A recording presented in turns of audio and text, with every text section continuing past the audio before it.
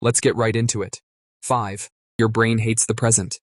You are never fully in the moment. Sorry. Your brain is either digging through the past like a nosy archaeologist or panicking about the future like a caffeine-addled time traveler. The present? It gets maybe 2 seconds of your attention before your mental focus swan dives into a worry spiral or a childhood memory that makes you cringe so hard your teeth clench. This is because of something psychologists call mental time travel. And yeah, it sounds cool, but it's mostly just stressful. Humans have a unique ability to simulate past experiences and imagine future scenarios, which sounds useful, until you realize that half your waking life is just your brain generating hypothetical disasters and passive-aggressively replaying that one email you wish you'd worded differently.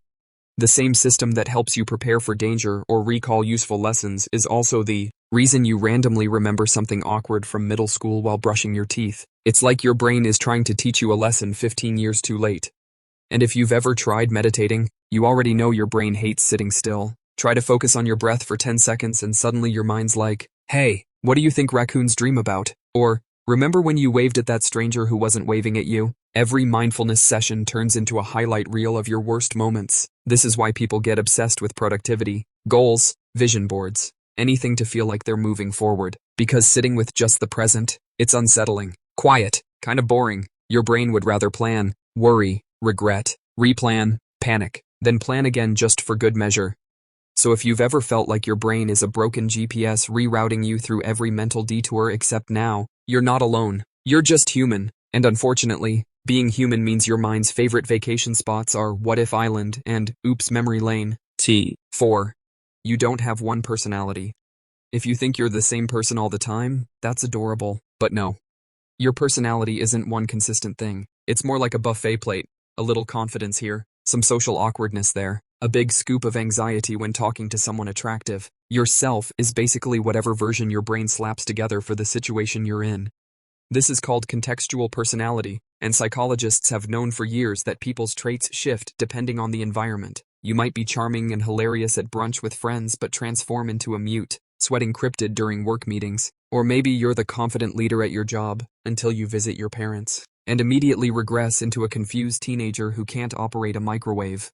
It's not that you're being fake, it's that your brain is a master of social mirroring. It watches for subtle cues in your environment and adjusts your behavior to match. Think of it like emotional camouflage, except instead of avoiding predators, you're avoiding awkwardness and rejection. Even your values and decisions can change depending on mood, lighting, blood sugar level, or the vibes in the room. Ever notice how you're super ethical until someone cuts you off in traffic and suddenly you're inventing new curse words with the intensity of a Shakespearean villain? That's not hypocrisy. That's your personality taking a coffee break while your emotional limbic system runs wild.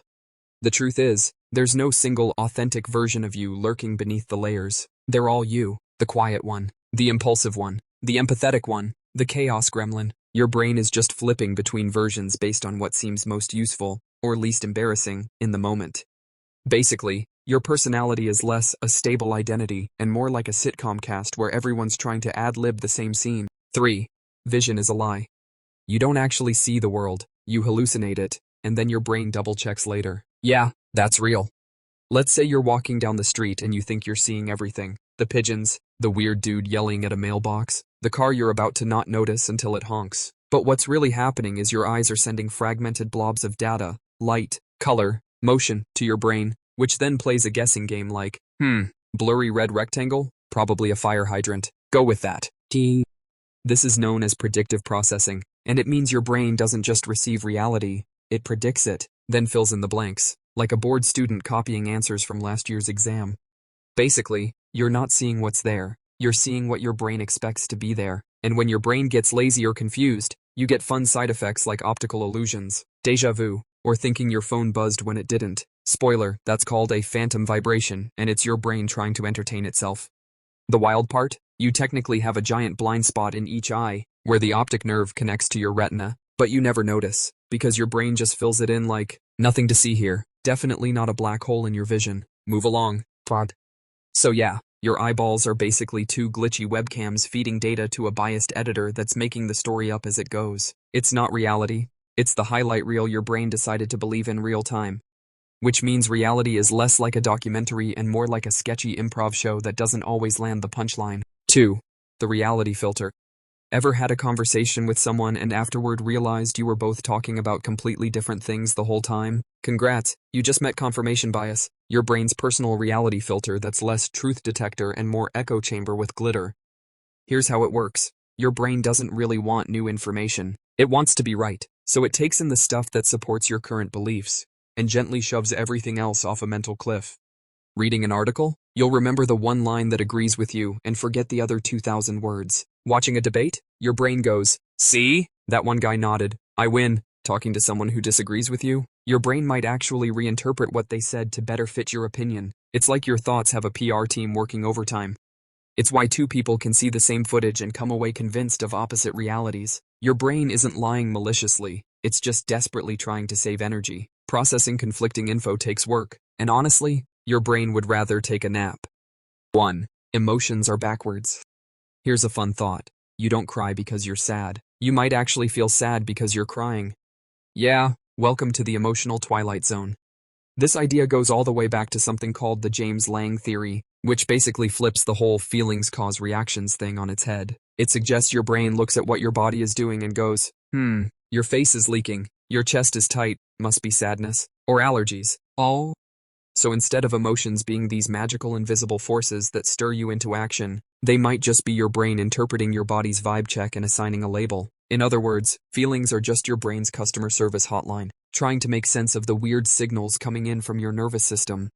And the best part? You don't even need a real reason to feel a certain way. Just fake the body part and your brain might buy it. Smile long enough, and you might actually feel a little happier. Breathe like you're calm, and your brain may go, "Oh, cool, crisis over." It's like gaslighting yourself, but with deep breaths and fewer lawsuits. Ever noticed how panic attacks spiral? You feel a little off, your heart speeds up, your breathing gets weird, and then your brain goes, "Oh God, something is wrong," and hits the emergency button. But really, it might have all started with a slightly over-caffeinated heartbeat.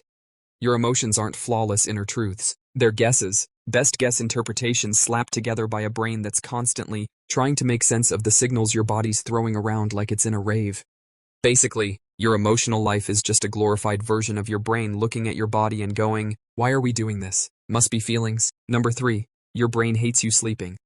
Picture this. You finally get into bed, the room is dark, cozy, and quiet, and suddenly your brain decides it's the perfect time to review that one embarrassing thing you said in 2014, or worse, to narrate an imaginary argument with your boss that hasn't happened yet but might. Why? Because your brain is weirdly hostile to rest. Despite literally needing sleep to function like a semi-normal human being, it treats bedtime like a brainstorming session for anxiety and bad decisions. The culprit here is something called default mode network activity. Basically, the mental hamster wheel your brain hops on when you're not focused on anything in particular. It ramps up when you're resting, lying in bed, or trying not to think about anything. And what does it do? Oh, just replays your cringiest life moments on loop, creates nightmare scenarios that'll never happen, and sometimes throws in a healthy sprinkle of existential dread for flavor. Also, if you've ever experienced hypnic jerks, that jolt you feel right as you're about to fall asleep, congratulations. That's your brain's completely unnecessary attempt to prevent you from falling to your death. No, really. One theory suggests your brain interprets the relaxation of muscles during sleep onset as falling, and panics accordingly, like a toddler learning trust falls badly. And then there's sleep paralysis, where your body is frozen, your brain is half awake, and it decides to add a shadowy demon figure in the corner just for fun. So even during the one time your brain is supposed to relax, it's out here writing horror scripts, re-editing your trauma, and slapping you with ghost hallucinations like it's auditioning for Netflix. In conclusion, your brain is like that coworker who says they respect your time off, then sends 17 emails at 2 a.m. That's all for today. I'll be making similar videos in the future. Subscribe to see them. End.